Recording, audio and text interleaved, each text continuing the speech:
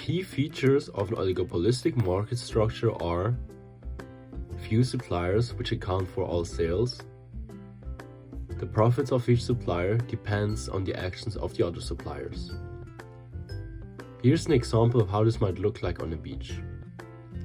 Imagine on Miami Beach there are only 3 ice cream stands.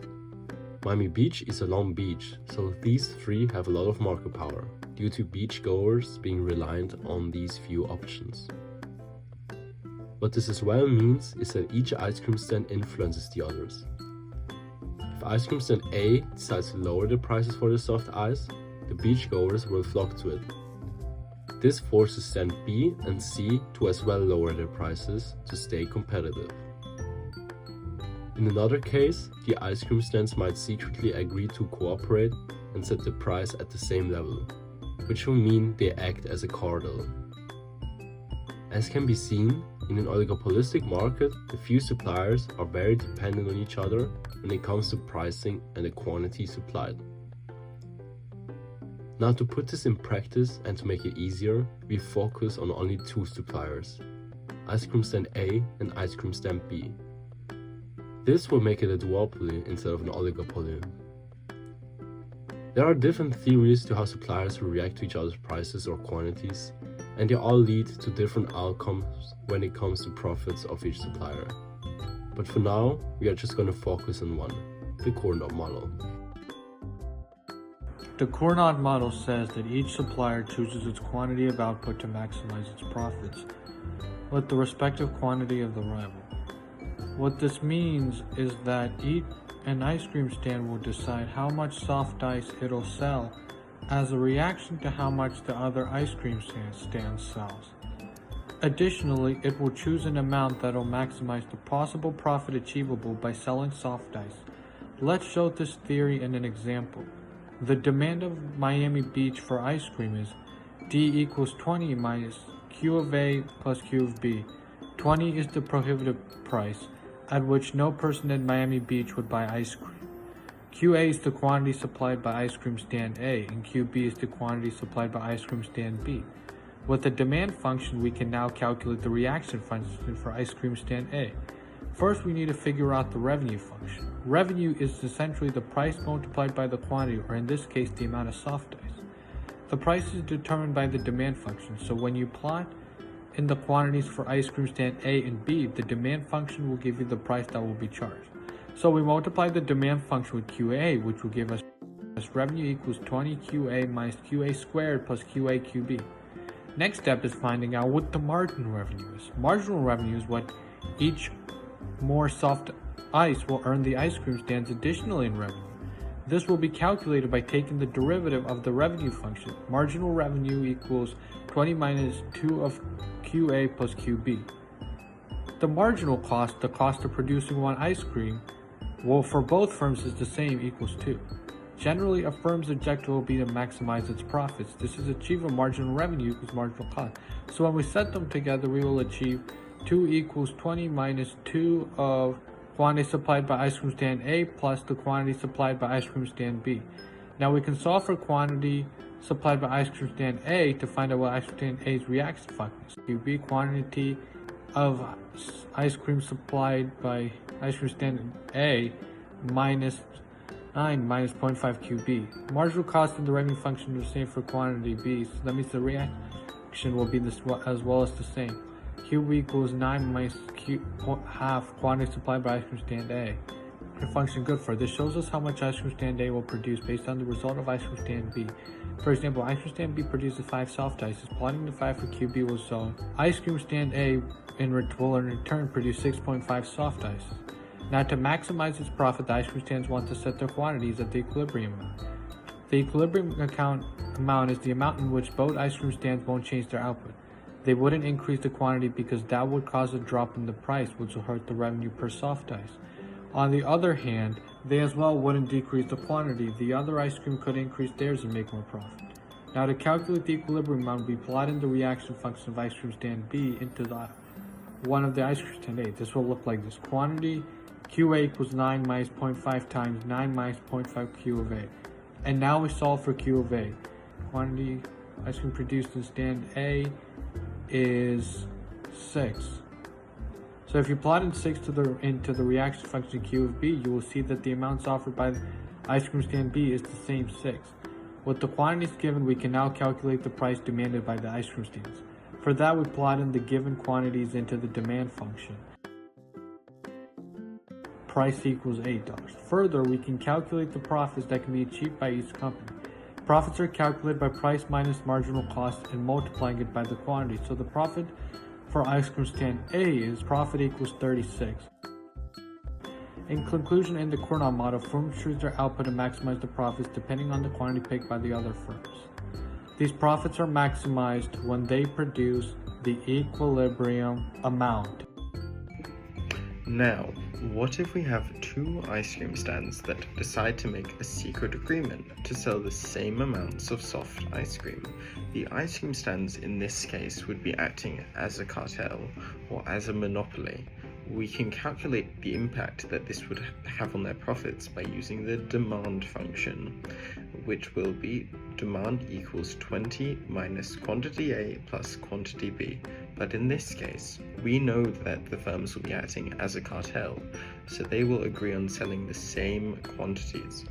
With this, we can change the demand into 20 minus quantity, with Q, or quantity, being the total quantities sold at Miami Beach by both ice cream stands. As previously mentioned, firms want to maximize their profits, so they will pick a quantity where marginal revenue equals marginal cost. Marginal cost being given as 2, first we have to get the revenue function.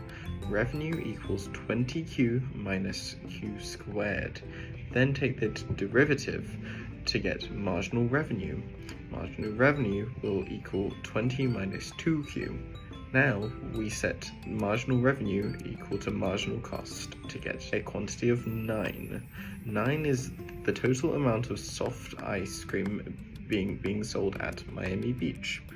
Dividing it by the amount of ice cream stands, we will receive how much soft ice cream each stand will offer. So 9 divided by 2 equals 4.5. Plot the 9 into the demand function and we will get the price. Demand equals 20 minus 9 when you plot it in, so the price will be 11. And from then, we can calculate the profits. The price minus marginal cost multiplied by their respective quantities, which will be 4.5 for each of them, and that will warrant us 40.5. As can be seen, with acting as a cartel, both ice cream stands can achieve a higher profit of 40.5, instead of, as previously calculated, as 36 with the competitive quantities. Sustaining a deal like this is difficult, due to both ice cream stands having an incentive to cheat and offer a higher quantity than the other. On Capitol Hill, senators demanding answers about so-called junk fees, those extra charges for boarding early, bags, seats. Well, just wait until you hear how much they've made on those seat fees alone. CNN aviation correspondent Pete Muntean has the details. All right, what is it? It's a lot. I'll get to it in a second. You know, this hearing was pretty tense at times, especially because the numbers are so big, and it really put airlines on the defensive after they had this huge gangbusters week for Thanksgiving travel. Airlines charging for seat selection, checked bags, even carry-on bags, not really all that new, but this is likely the first time that airlines have been put in the hot seat for it on Capitol Hill. Also the first time we've gotten a clearer picture of what airlines charge and how much they're making through those fees. The Senate report that inspired this hearing said from 2018 to 2023, airlines made $12 billion. There's your answer on seat selection alone. Listen now to Senate Democrat Richard Blumenthal of Connecticut, who called for this hearing. Airlines call the practice of separately charging for every little thing unbundling. Frustrated passengers have a different word for it. They call it junk. Sometimes they use another four-letter word. And understandably, they feel that sense of frustration and anger. There were no airline CEOs in attendance at this hearing, only financial officers and lobbyists from American, Delta, Frontier United, and Spirit. This was their central argument. The no-frills basic economy ticket makes flying more affordable for travelers on a budget. Airlines also say that a one-size-fits-all model would make flying more expensive, and this way passengers can essentially pay for what they want. But the biggest fireworks here were over another finding in the Senate report. It said that Frontier Airlines paid gate agents bonuses if they found passengers who were trying to bring carry-on bags on board without paying for them. Here is Senate Republican Josh Hawley. If people want to know why it's such a terrible experience to fly, this is news for them today. Your airlines are paying millions of dollars to your employees to harass people who've already paid. They're there in line because they've already paid. It's unbelievable. Airlines make this one final point. They say airfare has gone down, though AAA said last week that the cost of tickets is up a few percent from last Thanksgiving. But airlines also say you need to consider inflation. Delta Airlines said it has not increased bag fees since 2018, though its costs, its labor and operational costs, have skyrocketed in that time. I feel for them. I appreciate their benevolence. The thing that I find so frustrating about it is it's really difficult. Like here, you're waiting for my rant, yeah, I'm right? ready to go. Okay, I'm I'm not gonna. It's so hard to know what you're gonna pay. Yes, and you can't apples to apples anything. It feels like there's apples, kiwis, grapes. Like it's all the things, and who even knows? The one thing here, and this came up over and over again, is that airlines are required by law to essentially tell you the full totality of the price, the total price that you're going to pay for a ticket.